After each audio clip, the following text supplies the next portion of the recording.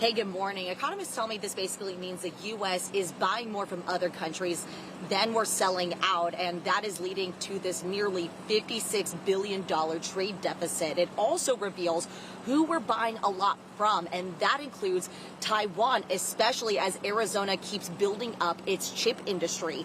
That deficit with Taiwan is a reminder of how much the U.S. and Arizona companies still rely on overseas semiconductors and electronics, even with huge investments here like TSMC expanding in the valley. An ASU supply chain economist says it'll take years before Arizona's production is big enough to really move the needle.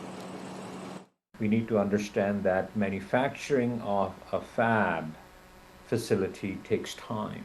If everything goes according to plan, Arizona's fab manufacturing facilities by TSMC will be generating about 100,000 of wafers per month.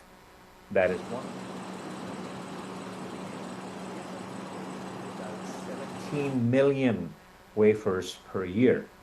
So at 1.2 million, at full production capacity in 2030, Arizona will be only at 7% of the global production of TSMC.